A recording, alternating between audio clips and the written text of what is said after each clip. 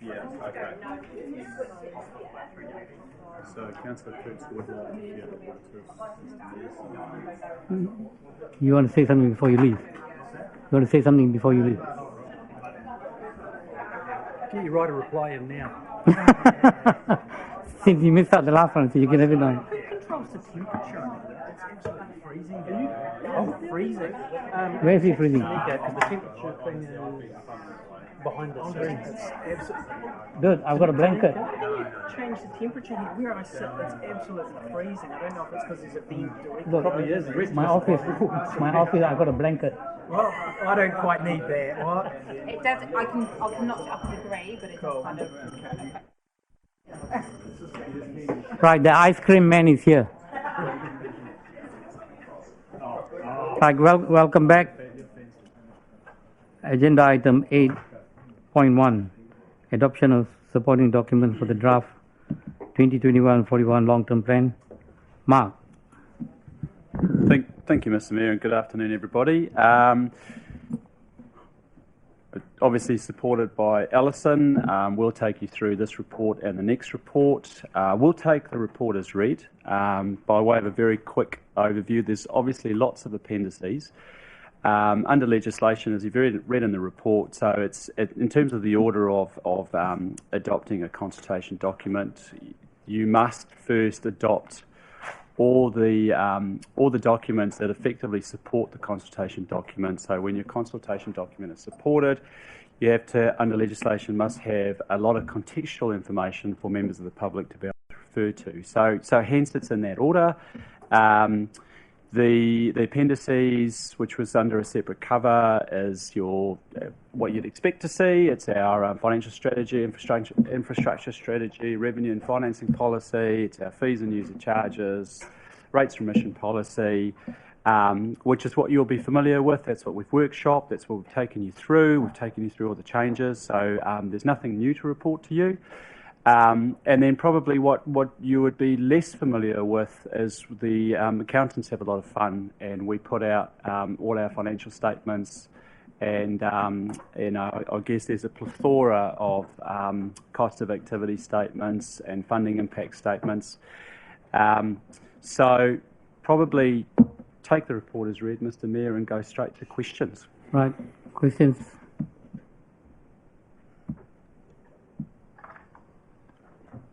No questions.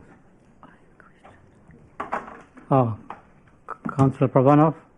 I'll let go. I was only going to keep the process going, but I'll just take it off in the meantime.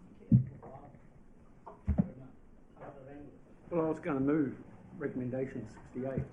Is it too early? Yeah, I'll take note of what you want to do, but Councillor Holbrook, got a question? So I haven't got a page number. I'm referring to the proposed infrastructure spend.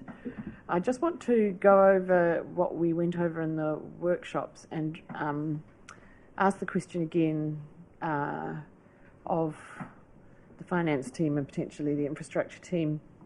Can we have some reassurance that the team thinks that the figure that we're aiming to achieve in terms of our infrastructure spend is in fact deliverable?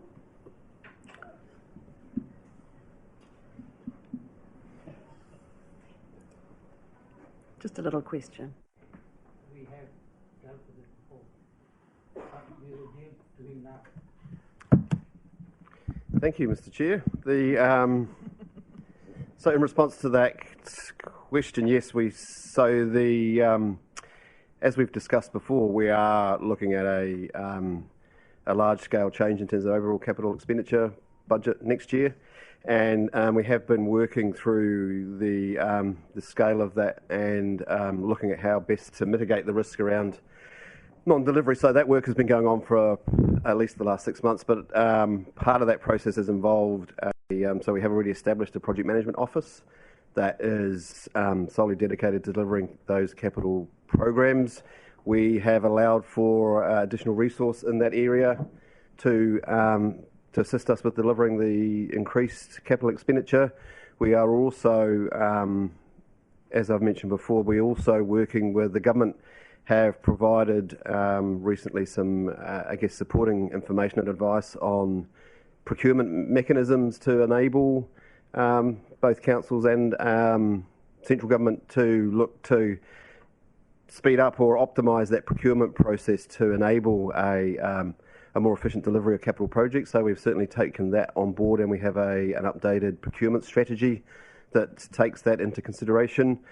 The other area of focus there, we've also looked at how best to avoid competing for the same resources in a market that's potentially going to be under pressure with the amount of work that's there. So we have a memorandum of understanding with Horowhenua District Council that enables us to partner to the extent that we can make sure that we're not both tendering and competing for the same work at the same time. So they obviously they have an increased capital expenditure budget as well, but we're also tendering in the same market for the same resources. So making sure that we're aligned and better able to program our work will again give us another layer of mitigation in terms of the capital program delivery. Another aspect to that is also, so some of the larger projects that we already have contracts in place for delivery of those. So the water safety and resilience, which is a significant part of next year's capital, or the next 2-3 years capital program, we already have an approval and a contractual arrangement for delivery of that work. The town centre area, again, we have a contract in place there with Brian Perry for that. We have just recently, council approved an extension to the contract we have with Higgins for our access and transport area. So again, that contract is already in place and been extended for a further 2 years. So that gives us the mechanism to deliver a lot of that extra work through the transport sector, where we have additional increases there. I think that covers, the significant component of that. There will be some projects that for some reason, we may not be able to deliver all of those. So another thing that we're able to do is to reprioritise sort of renewal or critical projects to make sure that we deliver those if we see that some of those other upgrade or new projects are slipping behind in terms of timeframes. But as with all of local government across New Zealand, it's very rare, if ever, I think, that they deliver 100% of that capital program. But with the mitigation and the planning that we have in place at the moment, I'm confident that we can certainly deliver a significant part of that work both next year and for the next 3 years. So the answer is yes. May I just, through you, Mr. Mayor, reiterate Sean's last comment, that is, this is a national sector-wide issue that's playing out, where on the one hand the government is saying get on and do all the stuff that should be being done, and as we've talked about many times through this process, there is a whole bunch of things all landing at the same time across the country in terms of requirements and projects and opportunities. So for us, growth, climate, all those things are landing at housing at the same time. So across the whole country, this matter of emphasis on can you deliver is actually going to play out many, many times, and I think is an extra complicating factor in terms of everybody's ability to deliver. But I think you've heard from Sean why we're comforted that we've put as many steps in place as we believe are appropriate to maximise the way we will get through this. I suppose it's actually a good problem to have, given the economic situation of possible recession and stuff like that. You put in investment and money to get things moving, and this is one of the fallout from that. So, Councillor Elliott. Thank you. Thanks. I have two questions. Firstly, a question asked this morning by Mr. Trevor Daniel, and I also was quite surprised at the normal graph showing predicted annual rates increases. I'm used to that graph showing up to 10 years out, and yet this one is limited to just the next 2 financial years, and I just wondered why, and if it's possible to increase that out with your predictions, or are they just too So through you, Mr. Mayor, thank you, Councillor. So As the Chief Executive said, so the financial strategy includes a graph which shows the rates increases across the 20 years, but also there is an appendix called our disclosure statement as per the prudence regulations. That clearly sets out what our draft rates increases are year on year. It's very big, it's very clear, and that's for 20 years, and that is a legislative requirement. So it is actually in there twice, and we actually do talk about the 3 years. Page 11, Councillor, actually has 33 years worth on it. The last 3 and the next 30. Okay, it's good for us to know when people are asking to consultation. We can find it. Thank you. And just secondly, if I may. So, something I did email you about. I'm curious to know if there, with the $3.8 billion Housing Acceleration Fund, and some of which is for council infrastructure costs, if you, I don't expect there to be any great analysis of this. It was only announced 48 hours ago, but just any initial comments that you'd want to make? Thank you, Councillor. Happy to. Isn't it awesome the way these things land at the very last second? Yeah. As a great gift from heaven. Hang on, there are people with those leaning. Sorry, Mr. Mayor, I stand corrected. That was inappropriate. A great gift from the Crown. And interestingly, last night at Parliament, the wider region, including Horowhenua, announced how we have all, as council, signed up to the regional growth framework, and the creation of a joint committee to work collectively on that. Why I say that was interesting is that speaking to officers from the Ministry of Housing and Urban Development at that function, they ended up, number one, apologising for not having sent us some information on the day of the announcement, which they thought we had received, which would provide us with more breakdown and context, and promised me that I would get something tailored personally to me today, and as far as I know, I still haven't received it. That said, I accused them of not knowing how this was to be delivered. They assured me there is a lot of work that has been done. I'll take that at face value, and the key point is they said if you've got the equivalent of a regional growth framework, that's what we're using to help us to identify where to target your growth expenditure, which I did take to mean from a Crown perspective, we're in a good space as a region, because that work that everyone has signed up and agreed to is going to collectively look at where is growth happening at the sort of really large scale. So there's a lot more detail to it, I think. We see it as an opportunity, as some have said, a drop in the bucket. What I'm looking forward to is that it is a genuine opportunity and not another version of the Provincial Growth Fund. So the Chief Executive is quite happy you asked him that question. Yes. Yeah. Thank you, Councillor. Yes. Councillor Coates.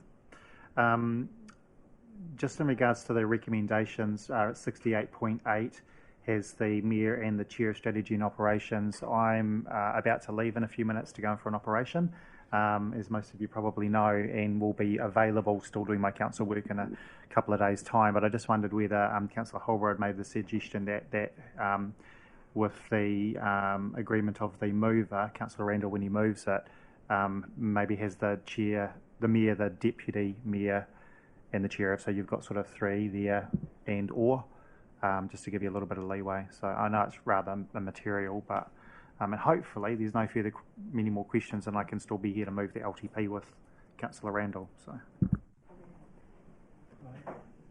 Councillor Pravanov. Thank you, Mr. Mayor. So, like our library, so I think it's $13.8 million allocated to that project. I just want some clarity around whether that's, before I actually go to the question, so there's also been some conversations, and it's actually written in the documents there, that there's some thought going around accommodation tied up with it, potentially on the top floor or whatever. So I'm just wondering whether that 13.8 relates solely to the library itself or to a whole project, please.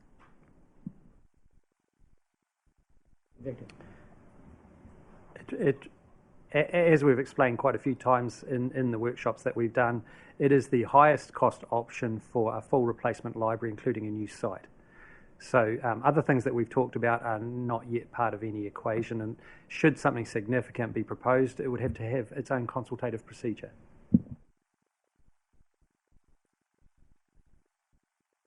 So that would fit my definition of significance. If there was a significantly changed amount of expenditure and it might be delivered in different ways and do different things, yes. Councillor Randall, do you want to move? Yeah, so move. You're moving it with that particular amendment to 68.8 to include the and or 68.1 to 68.8. Yeah, but the 68.8. I know. I agree. I agree with. You agree with that one? Yeah. Okay. So Councillor Randall, who's and seconded by James Coates. So recommendation 68.1 to 68.8. Yes, has amended the last bit.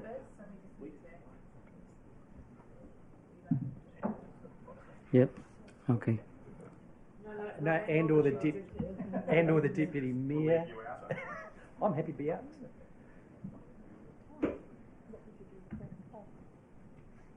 I will actually be out of the room myself, so it'll be my delegate on the day myself.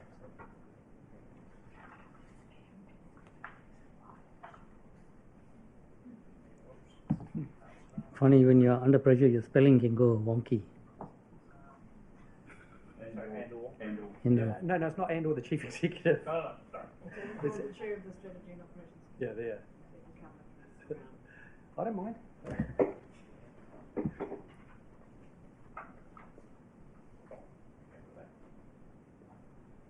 You got that? Okay.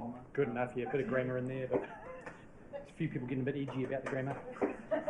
Right, this has been moved by Councillor Randall and seconded by Councillor Coates. Councillor Randall.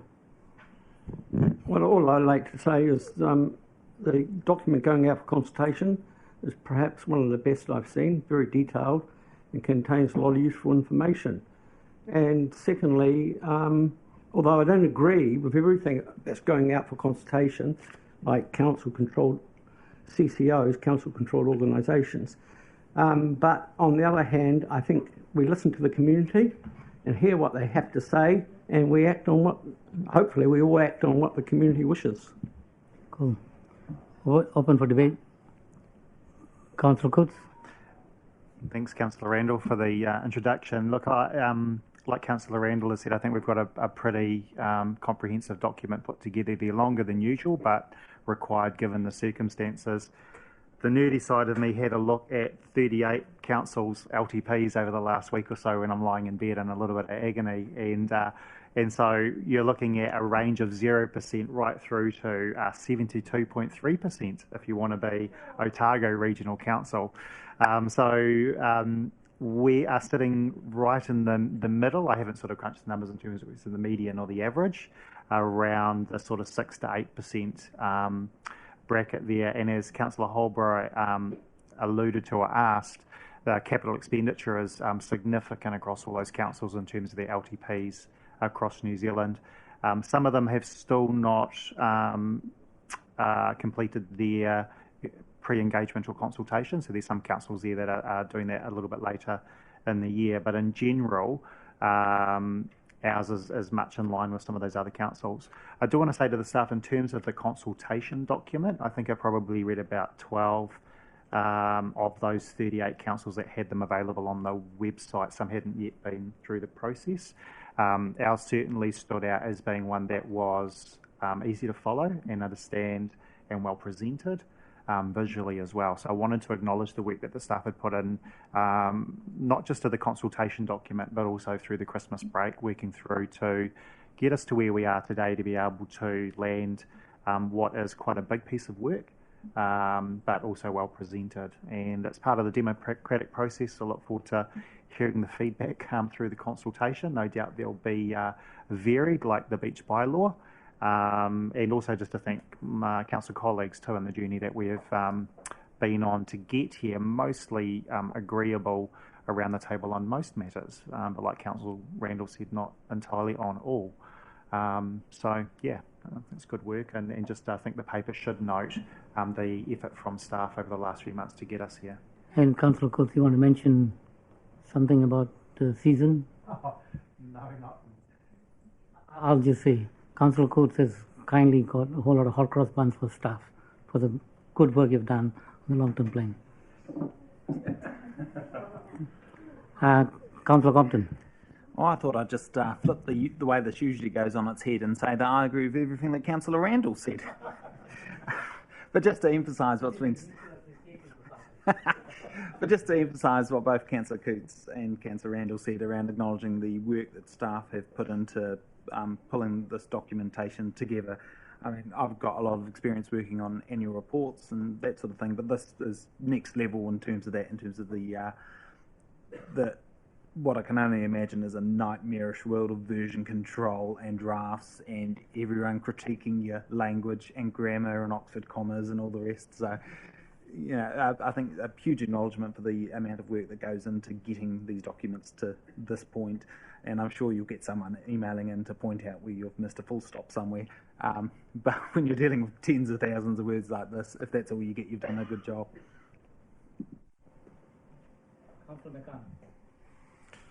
Goodness, I don't want to be the party pooper. I am supporting this, but I do think there are two things I'd like to say. There has been a tremendous amount of work by the staff under very, very rushed and difficult circumstances, but I do want to note that as a councillor, I still felt some of that was condensed, and there were some very, very serious decisions being made in very, very short spaces of time, and one of those was around raising the rents of our seniors and our older person housing without, I think, enough information.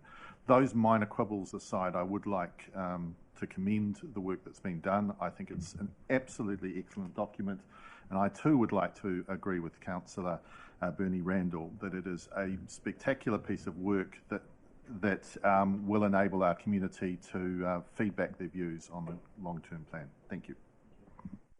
Councillor Holbrook. So I know we've already had quite a lot of speakers in support of this already, but just a couple of other acknowledgements I'd like to make as well as the staff. The first being the work that's happened through the community boards going through this process. They're some of the most high quality community board submissions that I've seen, and the community boards also went out and did their own consultation around those. So I think that huge amount of work that goes in by the community boards every year through the annual plan process and every 3 years through the long-term plan process needs to be acknowledged.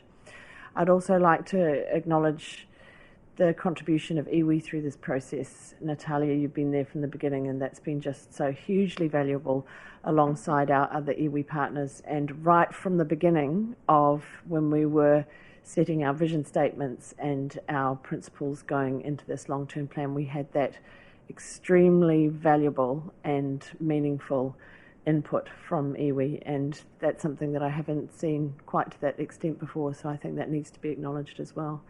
So congratulations to everybody. Thank you. So have I got Natalia or Holly? I just also would like to say, just to add to what, thank you, Janet, for acknowledging the community board's work that's gone into this too, but I would just also like to thank staff for including particularly the Paikakariki Community Board into the wording of this document, and it's very much appreciated and noted, so thank you. Right of reply, Councillor Randall. Recommendation 68 to 68.1 to 68.8, moved by Councillor Randall, seconded by Councillor Coates. All those in favour say aye. Aye. Those against, carried. Thank you very much, and you can go. So we're actually about to do the consultation document itself. It could take 1 minute because you've actually all just said what you would say about it. We've had the debate on that as well. Are you going to go through a discussion or not? No. Right, we are looking at 8.2, adoption of the long-term plan consultation document. Taken as read. Up to you. Kia ora koutou. I was going to do a bit of an introduction, but I think we've probably moved past that. But I also just would like to acknowledge, thank you for the feedback that you've given, and this has been a big piece of work, but because of all the work that councillors and iwi representatives and community boards have put in over many months, and the document that's in front of you for adoption is a result of all that thinking and discussion and debate that we've had over that time, and also involving what's come through from the community and what matters most. And also, don't know if it's completely appropriate, but I guess just me sitting here and getting the thanks, I just really want to reiterate that there's been a huge team behind doing this, between the finance team, the LTP team, comms, a really wide amount of staff that have been involved. So I'm sure they all appreciate your feedback as much as I have. Thank you. Just through you, Mr. Chair, just also to acknowledge our auditors.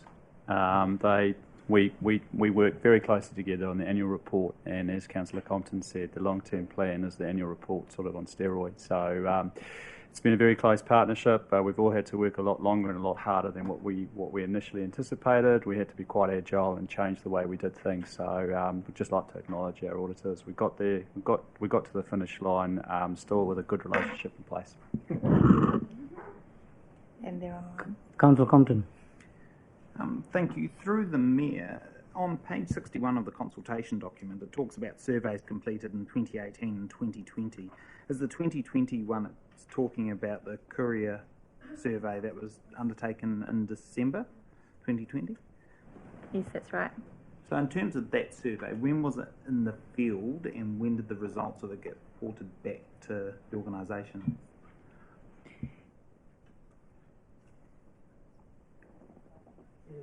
Hasn't been yet, other than informally. So it was in the field late last year. I don't know the exact dates. I think it was around November, December. Okay, sorry, I should have been more specific. When did you get the results back from courier rather than reporting it back to us? Yeah, I don't remember off the top of my head. It would have been late last year, in draft at least. Okay. Because it was a pretty quick turnaround. That was one of the criteria. Cool. It's just that I've been made aware that probably a week before councillors first became aware there had been a survey, is that some airport users were talking about the results of that survey. I just sort of wanted to flag a bit of concern about that if someone in the community knew about the results of that before we did. So we had an OIA from members of the community asking for all information in relation to the airport, so that's how they got it, because it wasn't public excluded information. Cool. Thank you. Through you, Mr. Mayor, just mindful that Councillor Cootes does need to leave. Part of this report is a closeout report from Audit, and we actually do have our auditors online. So as a suggestion, if we could just turn to the auditors for the benefit of Councillor Cootes, and then once that's finished, then Alison will take you through just a couple of changes.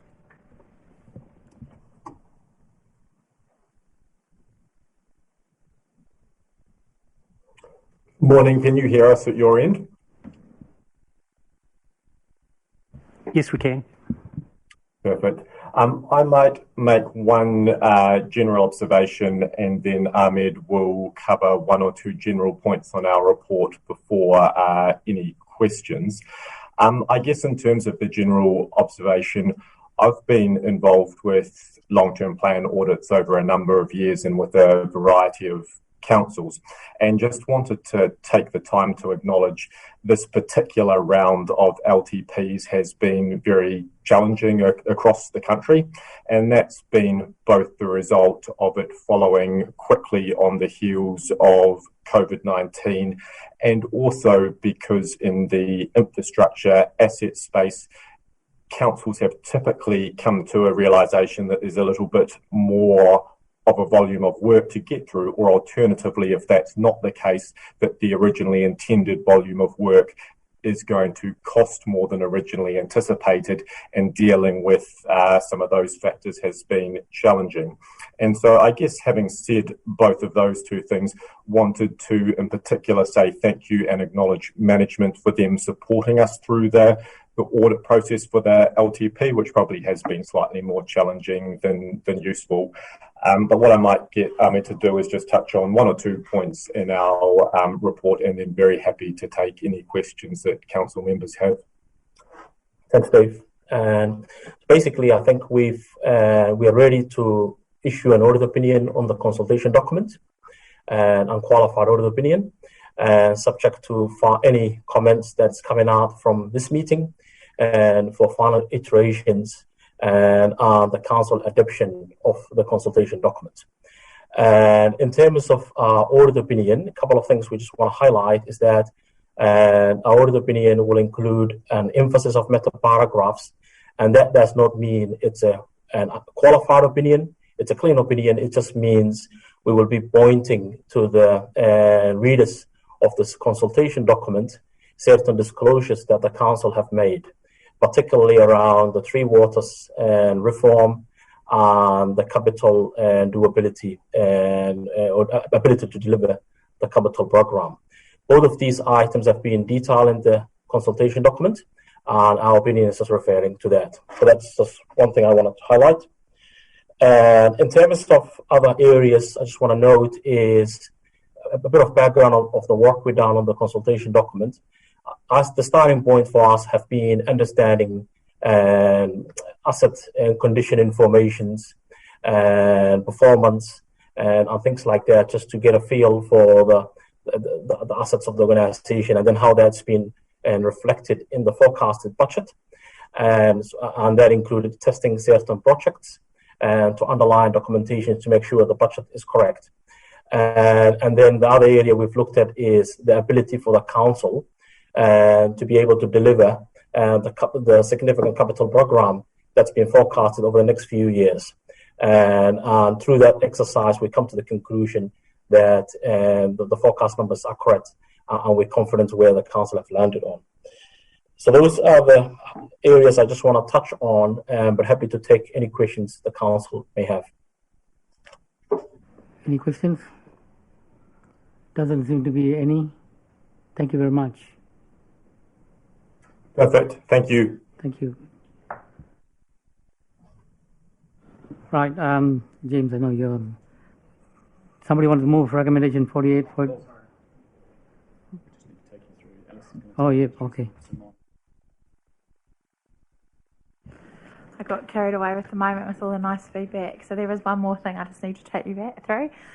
So since the draft document got sent out on Friday, we've continued making minor edits to the document, particularly around just ensuring consistency and around presentation, use of caps, lower caps, use of comma hyphens, so that real editorial side of things. So on the screen, there's just an example of the sort of thing that I'm talking about, because it has been quite major through the document, but I just, in the order of being transparent, this is what's happened since the document came out. But there has actually been some text change as well, so I just wanted to take you through that, noting in the recommendations in the report that the editorial group has the ability to do the final sign-off of these edits. So these will all be taken through the group tomorrow, but just wanted to bring your attention to it today. I have got handouts if that would help, just to take you through the new wording. But the first one is around the older person's housing. So it's just been changed to reflect the stage that we're at the moment. So it's really just talking about the fact, rather than showing the dollar range that we had previously, it's just reiterating the point that we're looking at recovering up to 80% of the cost, but rather than talking about the range that could be proposed, it just talks about the difference that it has made to the rates impact by what is being proposed. And then just that we will be contacting tenants individually moving forward. The other change is just in regard to levels of service. So particularly with the proposal about the Waikanai Green Waste, so just pointing out what the difference is in rates impact by if we did go ahead with closing that recycling at Waikanai. And then just another note, and on page 81, across organisation charges, to do with the fees and charges again, there were 2 fees in there that were noted as new, but they're not, so they've been removed. And then just lastly, in the feedback section, we've just made it more clear around people's options when they're giving us direct feedback on rating. So around I accept the need for the increase and support the proposals through to I don't accept the need. So it's just a minor change in words, but one that we thought we should bring your attention to. Any questions on that? No? I'm happy to move the recommendations. Okay. I think it's all been said, and I know that James has to go. Yeah. Congratulations, everybody. Good job.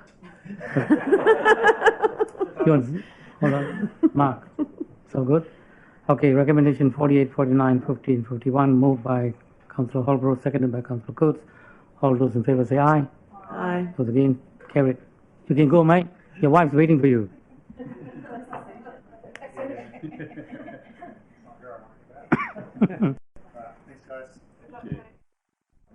Right, 8.3 is done. 8.4, fines for illegal dumping and littering under the Litter Act. I suppose you'd want to move that.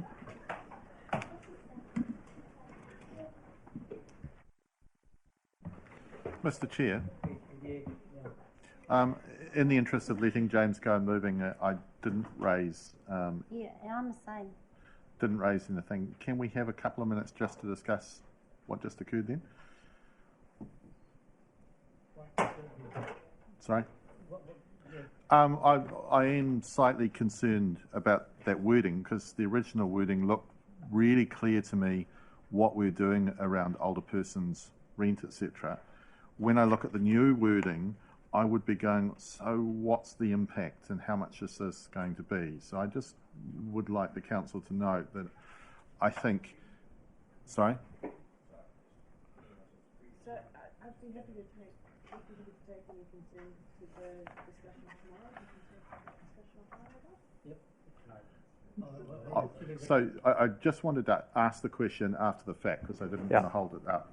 Thank you, Councillor. So, could you explain? Yeah, I why want to again? explain that we haven't had the chance to do enough analysis to say this is exactly what the rent increases would look like. So I felt it would be actually quite misleading to say the range could be, as had been proposed, when we're not sure about that. There are a bunch of circumstances that we're still getting final details on, such as their ability to access the accommodation supplement.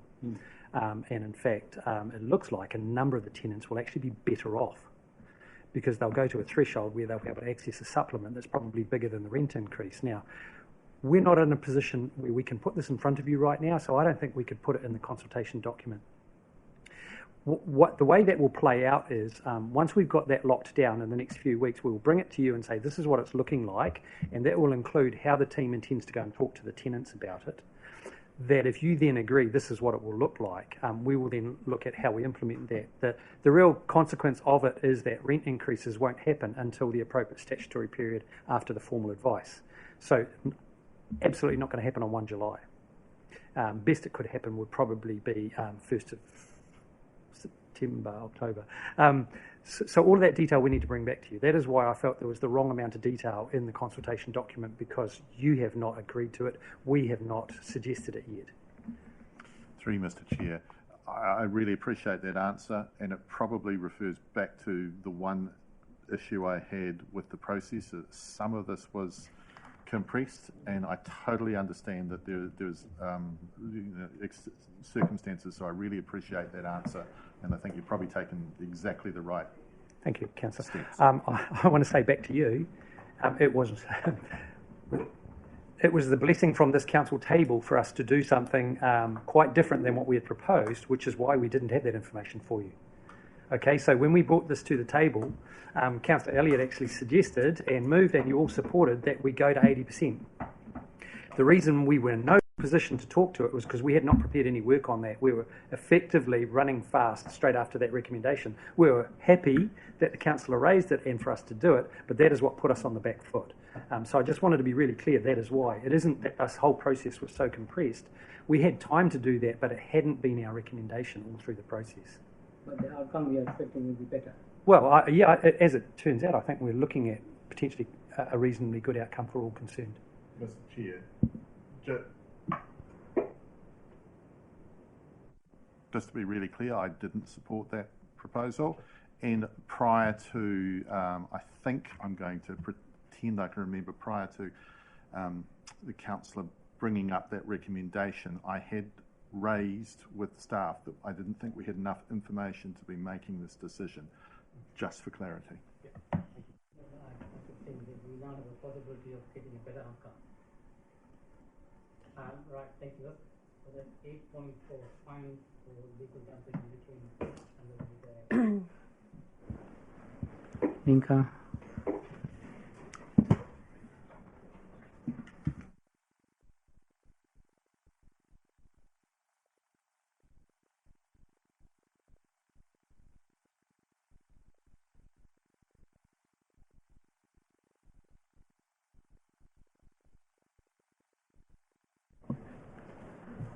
Kia ora, everybody. I'm here to speak to the report Fines for Illegal Dumping and Littering under the Litter Act. This is a reasonably short report to basically tie up a loose end that has been pending and hangs together with setting a gliding scale and the fees for illegal dumping and littering. Fly tipping is another word to use. I will take the report as read, and I'm here to answer any questions. Questions? No? Would somebody... Martin Holiday. Thank you, through you, Mr. Mayor. Page 88.7, sorry, where are we? About 0.6. Sorry, it was possible. When you refer to the cleaning up of us, sorry, a bit of a brain shift, with regards to the cleaning up of the illegal dumping and the dispose of it, the other costs you refer to, is that on top of the 33,000? Because I just wanted to clarify, what is the actual cost of the illegal dumping as such? Because I think things like, if I remember off the cuff, street cleaning was mentioned as, here we go, street cleaning costs and picking up litter in the parks and reserves on 0.7. Is that on top of that, or is that 33,000 the actual cost of just picking up the illegal dumping of rubbish and disposing of it? Yeah, the 33,000 mentioned in the report and the 7, together about $40,000 a year, is for fly tipping, clean up and disposal, and litter picking and disposal. Street cleaning as such is under the operational roading contract. Yep. Yeah, so that's a different cost. So and the majority of this cost is actually staff time and vehicle cost to get down there, do all the cleanup. Disposal is, a part, but the most significant cost hangs together with the time to actually get to those locations. Some of them are very difficult and cost time and money too. Munga took springs to mind. Yep. To be honest. So are we talking about instant fines here? How's that working as such? Instance fines, yes, if an officer sees somebody actually in the act of doing it, that could be an instant fine system. This usually doesn't happen. People are often clever enough to do this when nobody's around or after dark. However, the procedure then would be evidence gathering, and as soon as we have sufficient evidence, an infringement notice will be sent out. So that can be done reasonably quickly. I guess part of the concern of that is that, I appreciate what you're saying with regards to the larger and people that larger amounts and the people that are dumping, but let's just say for argument's sake, someone's, throwing something on the ground at the beach. Does this give us latitude to give them an instant fine on the lower end of the scale around that?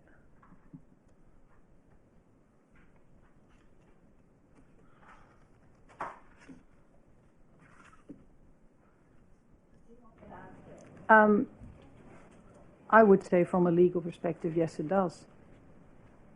But we have a policy in this council that we try to talk to people first and educate them, and then we go and warn them, and then we go appealing people that are absolutely unwilling to comply, then we go and infringe. So that would still be the process we would follow. Cool. So I'm aware that the Mayor is looking at, say, the cleaning up of our streams and waterways, and I guess it comes back to the clean water aim of our society, if you like. So this could be used really as a tool also to help mitigate dumping, should we say, backyard dumping, all that sort of stuff into streams and that sort of scenario there as well? Yes, it covers public land. So yes, if there's evidence gathering and we are able to obtain enough evidence wherever this is dumped, could be on a beach reserve, could be on a river reserve, it could be in parks. That's why there's actually a higher fine if you dump in a reserve for that reason, because it does impact the environment quite directly. So if you gather enough evidence, yes, we can infringe. Thank you very much. Councillor Prabanov. Thank you. I just thought of, didn't have any questions to this, but I've just thought of something. Are dumped vehicles covered under this?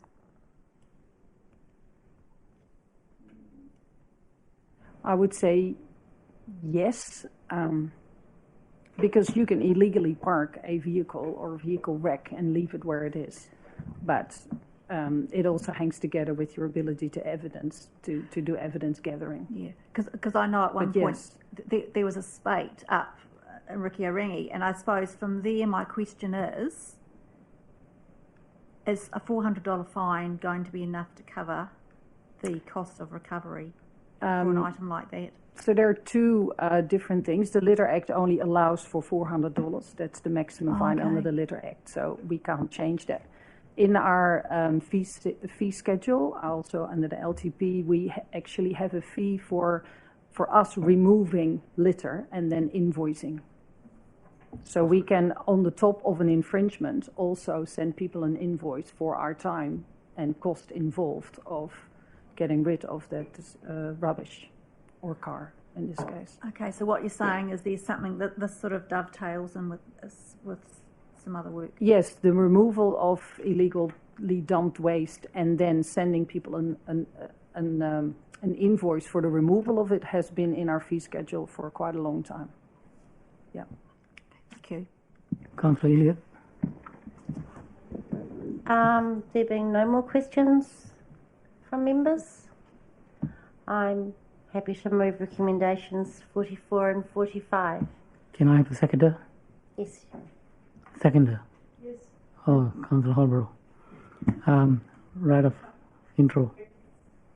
Thank you very much, staff, for this work that you've done, and of course the efforts that it does to help clean up our environment and keep us all safe. Thank you. Debate? No. Recommendation 44 and 45 moved by Councillor Elliott, seconded by Councillor Holbrook. All those in favour say aye. Aye. Those against? Carried. Well done. Thank you very much. Item number 9, confirmation of minutes. No. Public speaking time for items not on the agenda.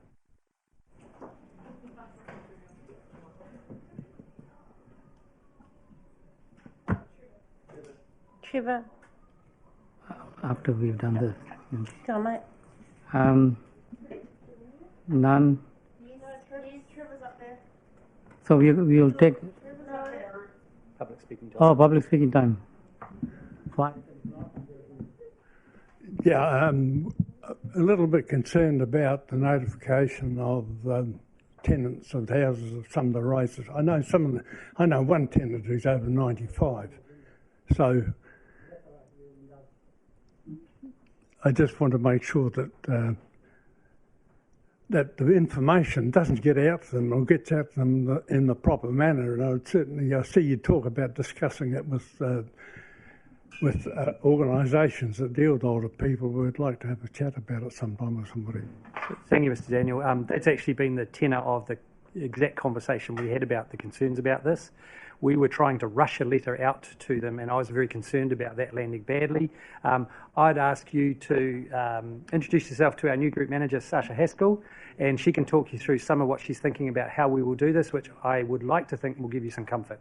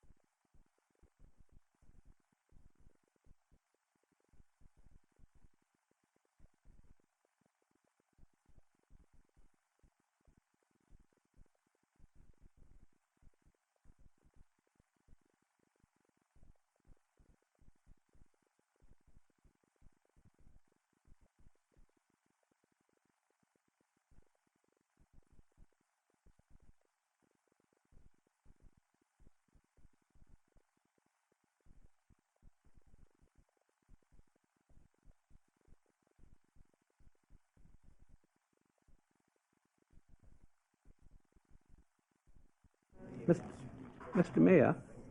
Mayor, Jackie, you got something? Hold on. Yeah. Okay, thank you. The meeting's still open, folks. And I would just like to speak to our decision to vote for the LTP at 7.8% rate rise. Believe me, it is not something that I get joy from doing each year, as some members of the public may think. It's really hard balancing ill decisions when you're doing the LTP, and we have 65,000 residents, plus right now we're planning and putting in infrastructure for 18,000 more, and it's going to cost, and in Kapiti it's going to cost $73 million expenditure. Horror whenua have been reported in the media saying they're about to spend $1 billion in the next 20 years. And our rate rise at 7.8%, I know it's going to affect some people, but I certainly don't think that it deserves, as we go out into rational conversation with the public, that it deserves headlines like financial restraint lies buried in the dust or whopping rate rises ahead for Kapiti. This is not how we work. And I think that every one of us around this table has been considered and careful and mannered and polite. And I would like that to continue through this LTP process on both parts, from the public and from elected members. That's what I have to say. Yeah, Mr. Mayor, because the two matters in public excluded affect the Waikanae and Paraparamu, and I would say the community boards of those areas, they have an interest. Would you allow them to stay? No, I'm not, unless they've got some specialist information to give us, not just the ability to sit and listen to it. Can I mention? I can't mention the place, can I? It's just that we're doing a lot of consultation work around the railway station. The ward councillor is here. The ward councillors are here, and I expect you all to be representing those views, if at all.